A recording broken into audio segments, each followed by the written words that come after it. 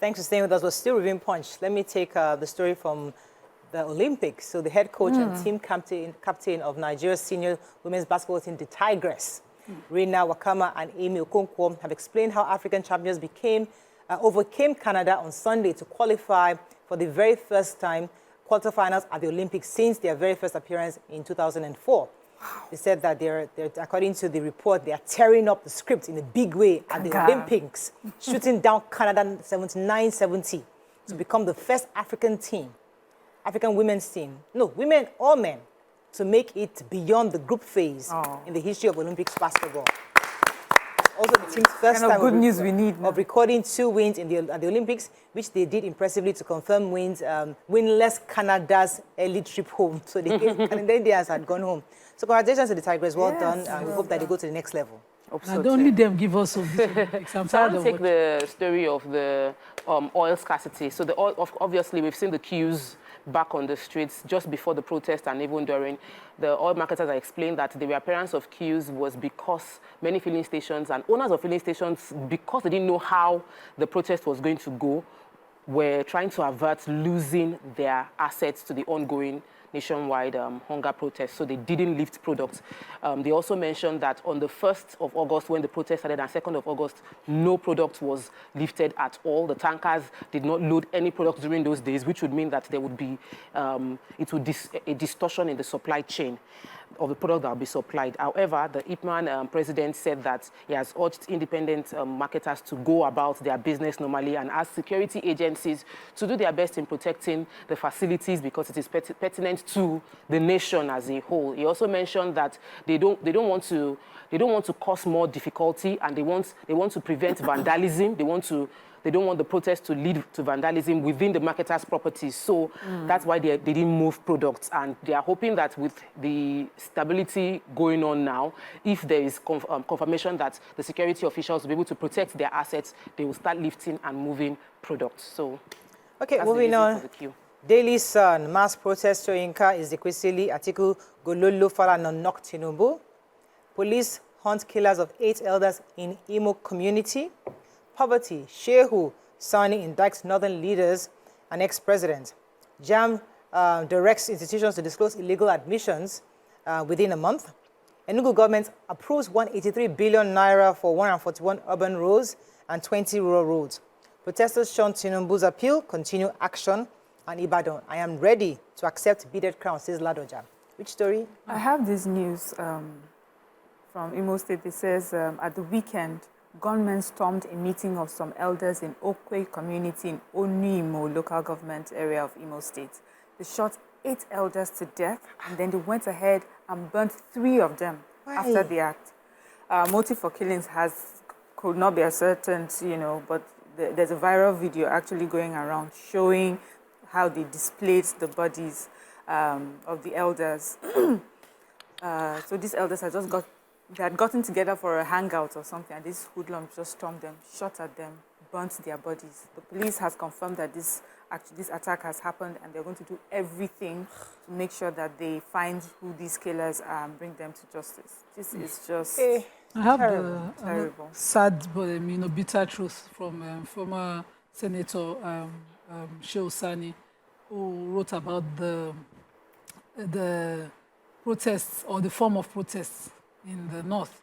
He says that the northern plight is something that the political leaders from the north are to be blamed for. In his post, he talked about how northern families, he lamented how the families in the north often refuse to send their kids to school or enroll them to learn as apprentices to learn a trade or skill.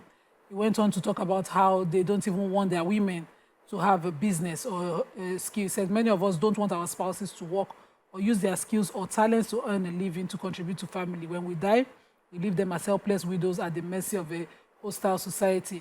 He said that those terrorizing the country were those abandoned, bandits and those terrorizing countries were those abandoned by their families and raised by religious teachers on the streets of the north as beggars. Many parents in rural areas hand over their kids to religious leaders in the city who depends on the children to beg or steal in order to feed himself and his family. And he said for ethnic, religious, and sectional reasons, we have protected, defended, praised, and refused to hold accountable all our kinsmen who have led the country at every wasted opportunity for 5 decades. And talked about, you saw the videos from the north. It was a different kind of protest up north. And, I like, it's a lengthy one, but people should read it. It's a very bitter truth, and we should look within. Okay, I think great things are happening in Enugu.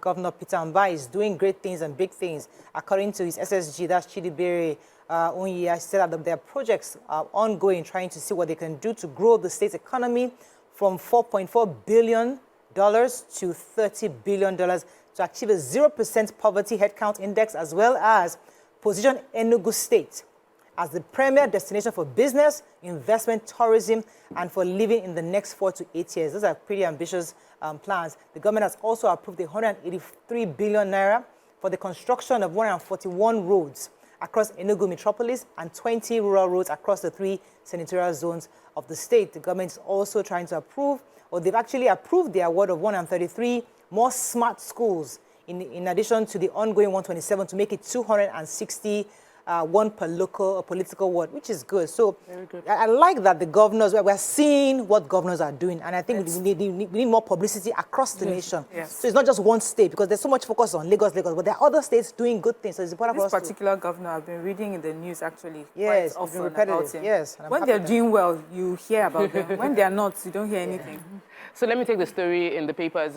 Fake core member, a 40-year-old woman, Blessing Ngozi Abia. She claims to be a core member doing her NYSC, and she was found to have stolen 2 babies. They actually found not babies, 2 children with her in a Ebonyi state. One particular, it happened a few months ago. She was caught with a 7-year-old Ngozi Nwombo, and they were rescued. She took them from Ebonyi to Oba in Anambra State.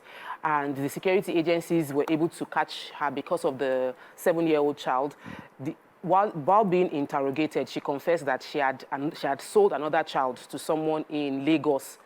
This one is the 3-year-old. They were able to rescue that child as well. So the entire process has been, this is a grown, because many times when we hear these stories, we don't hear the conviction. She's been convicted of what the crime she committed, and she's been sentenced to hanging for stealing and selling children. Of course, Death by hang. to death. She was, yes. That story is in point, right? Yes. Okay, I not have it. But it's actually Inside the sun, Was actually. inside some- Yeah, oh, it's okay. correct. The point. So why Nigerians may continue to experience hardship after nationwide protests, says experts.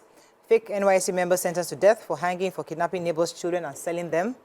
Teenage boy, mother, quack doctor land in jail for serially raping housemaid, impregnating her and aborting pregnancy. Jeez. And mutual suspicion among ethnic religious groups has eaten deep into Nigeria's unity. How come Point always has all these Yes, funny let me stories? take that boy. Human interest. So this, human interest. This 19-year-old boy, Femi Ayekbola, and his mom have been arraigned in court, and a fake doctor. So their house help, a 13-year-old girl whose name was withheld, was being serially raped by Femi. She was raped till she got pregnant, and his mom assisted with the fake doctor's help to forcefully abort the pregnancy. And this girl fortunately met with a human rights, civil rights activist, Lola Way in the state, who helped her, get the police involved. And, the girl was found to have been infected with a disease which was later treated, and they were able to establish the rape. So now he's been arraigned in court, himself, his mom, and the doctor for, the rape and sexual abuse of the young girl. Okay, the Nigerian Tribune. National broadcast, what Tinubu should have said, says Soyinka, Atiku, and Falana. NDLA seizes loud shipments hidden in body compartments of 4 vehicles. Terminal operators on collision course over accumulated port charges. Economic loss of protest can't be estimated, says Budget Minister. Enugu government approved 183 billion naira for 141 roads. Why I accepted the ceremonial leaded crown, says Ladoja. And we can't afford new electricity tariff, universities tell Discos. Okay? Who has Discos? I do. So the Committee of Vice Chancellors of Nigerian Universities, CVCNU, have condemned, again, they say, the recent hike in the electricity tariff being charged universities by the Discos. They said the increment is totally uncalled for, as no Nigerian university can afford the new tariff. They also heard that they've now been placed on Band A, and that for them, they believe band A should be for like commercial ventures they know that they are a social service, and so this does not make any sense for them. They go ahead to explain how with the old tariff, per month, their bill used to come to about 80 million to 120 million, which now jumped to 250 to 300 million. They said annually they used to have like ₦1 billion as their tariff, but now it's gone up to 3.6 billion. So many universities have come out to say that they can't afford this. Ahmadu Bello University, Zaria University of Benin, even Babcock University, they're all saying that this is too high for them. And this is monies that they don't really have enough of. And there's so many other things that they need to do, apart from paying electricity bill. I think this is now time for universities to think sustainability, think about solar energy, make that one-time heavy investment into it. And because this is clearly too expensive, 3.6 billion. Okay, that's all we can take on Front Page Review this morning. When we come back, we're going to focus on our hot topic, which is about the protest, a review, discuss the protest. We're going to open our phone lines for Nigerians to call in, share with us your experiences. We're going to bring in someone later on to share with us their thoughts. But please stay with us. We'll be right back.